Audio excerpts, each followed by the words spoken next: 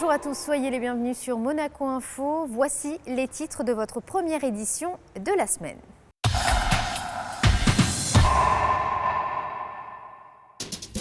Nous commençons ce journal avec l'inauguration du nouveau centre de sauvetage aquatique de Monaco qui avait lieu ce samedi. Nous parlerons environnement avec un tout nouveau label attribué à la Principauté. Nous refermerons notre série de reportages consacrés à Singapour avec un coup de projecteur cette fois-ci sur ces monégasques qui ont décidé de tenter l'aventure professionnelle à plus de 10 000 km de chez eux. Et nous terminerons comme chaque lundi avec votre rendez-vous sport en fin de journal. Mais avant de développer ces titres comme chaque année, je vous rappelle que vous allez pouvoir suivre la fête nationale en direct sur Monaco Info dès 9h55. Mercredi dans la matinée, la famille princière assistera à la messe solennelle à la cathédrale de Monaco, premier événement de la journée. Ensuite, vous allez pouvoir découvrir le très attendu défilé du 19 novembre et la prise d'armes. À midi passé, le couple princier fera sa traditionnelle apparition à la fenêtre du palais princier, salué par la foule. Et enfin, la soirée de gala proposera Roméo et Juliette avec une mise en scène signée Jean-Louis Grinda. L'opéra clôturera les célébrations au Grimaldi Forum en présence du souverain et de la princesse Charlène.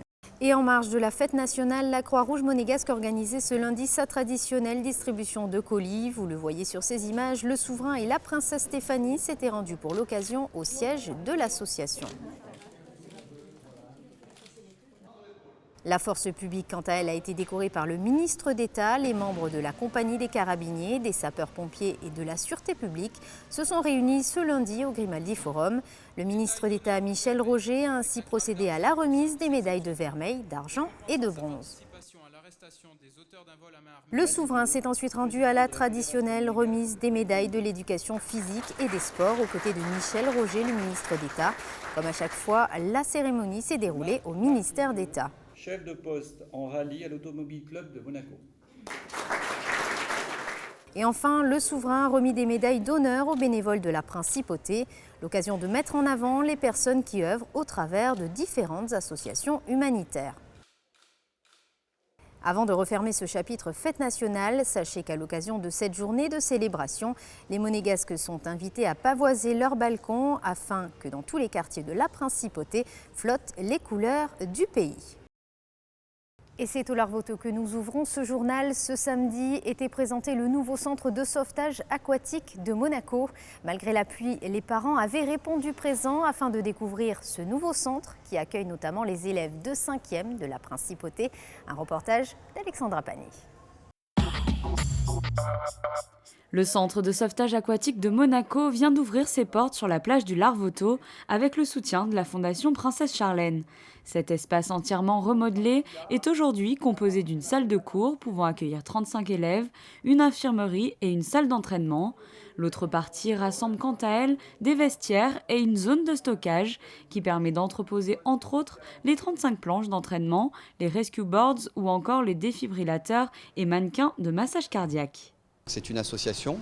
On peut donc soit adhérer à cette association en prenant sa cotisation et on aura comme dispense de cours des cours de PSC1, c'est-à-dire du secourisme civique, apprendre à secourir une personne qui pourrait être en détresse, tout simplement.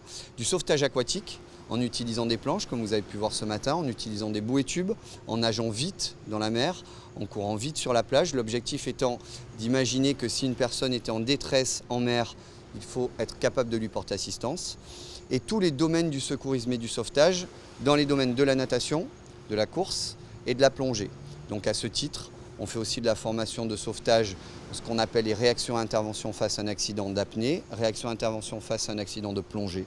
Depuis le 3 novembre, les élèves de 5e de la Principauté ont débuté un cycle de formation de sauvetage en milieu aquatique grâce à la collaboration de la Direction de l'Éducation nationale, de la jeunesse et des sports.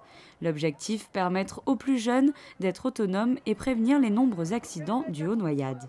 On découvre un peu avec les enfants, même si on a fait une formation en fin du mois de l'année dernière.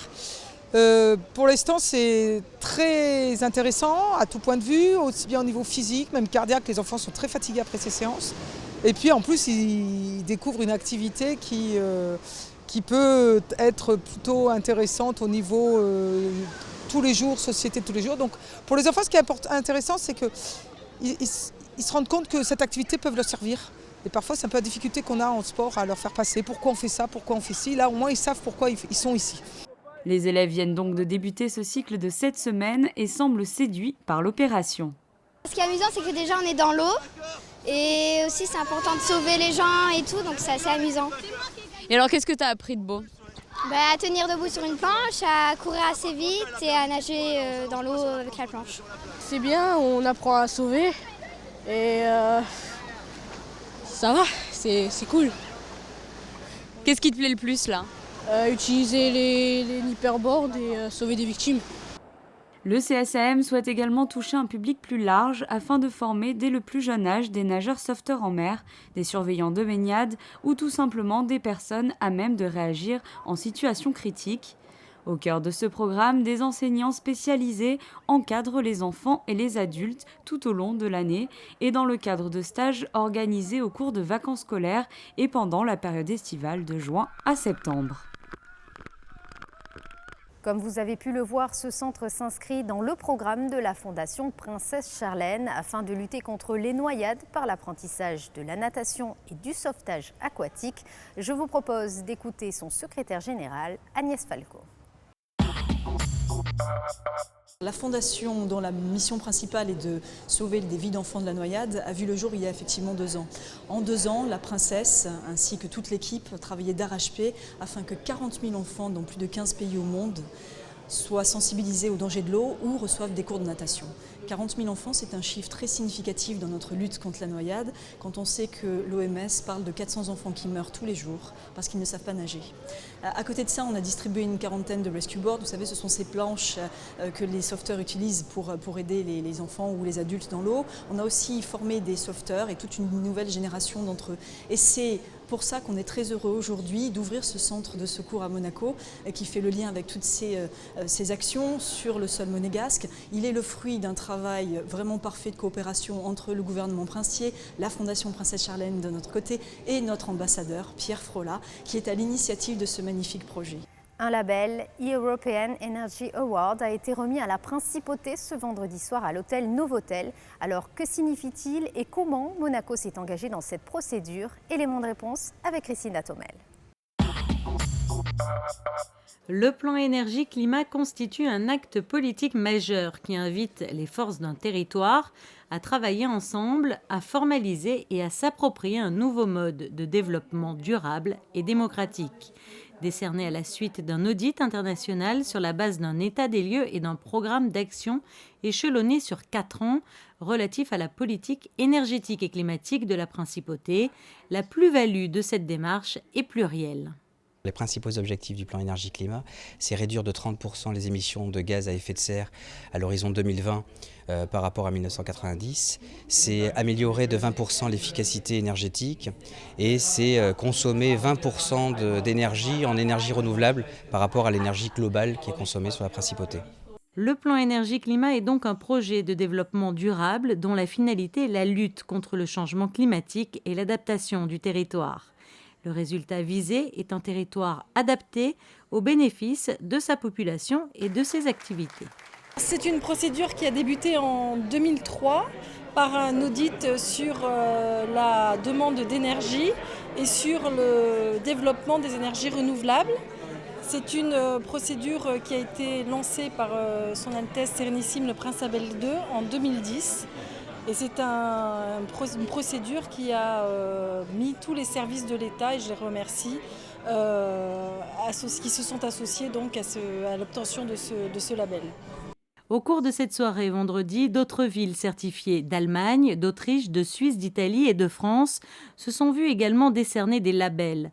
Soutenir les énergies renouvelables et exploiter des ressources locales, c'est investir pour le développement économique et social d'un territoire.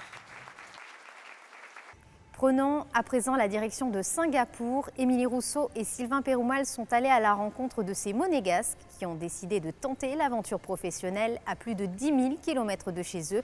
Je vous propose de découvrir leur portrait dans ce reportage. Ils s'appellent Raymond, Rushdie ou encore François. Ils sont monégasques ou enfants du pays et se sont tous les trois lancés le défi de réussir à l'étranger. Ils travaillent dans le domaine de la banque et de la finance et ont 3 parcours différents. À 34 ans, Rushdie Ajar a déjà travaillé entre Dubaï et New York avant de s'installer ici, à Singapour, en 2009, où il occupe le poste de banquier à la BSI, spécialisé dans la gestion de patrimoine.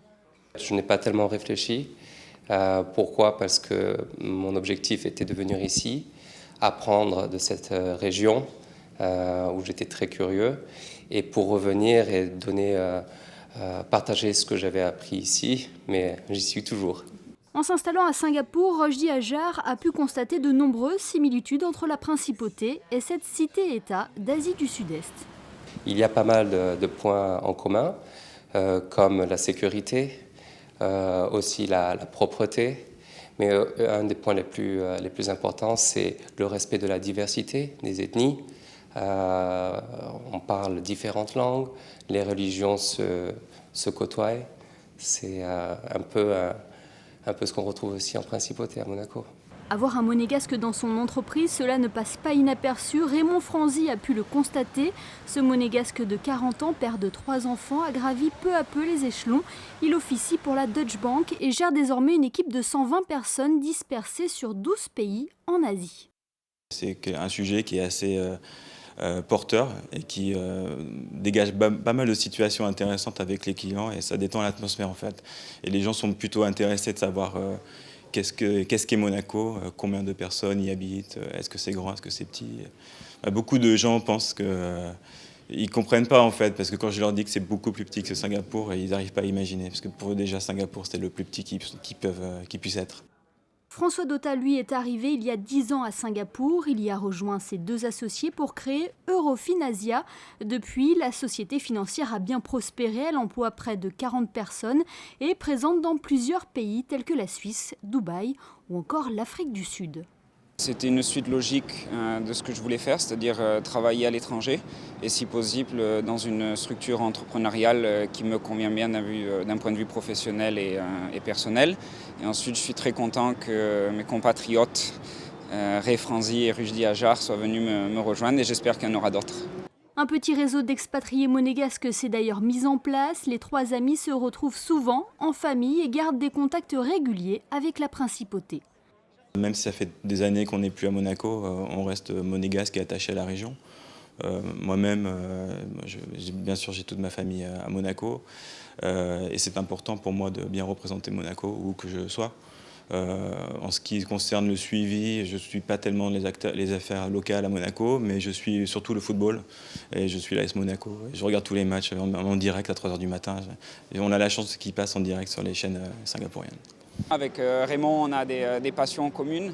L'AS Monaco, qu'on suit la nuit à cause du décalage horaire. On joue aussi au squash ensemble. Et avec Rushdie, on se voit socialement de manière régulière, quasiment toutes les semaines. Donc ça se fait naturellement juste parce qu'on est amis, voilà, tout simplement.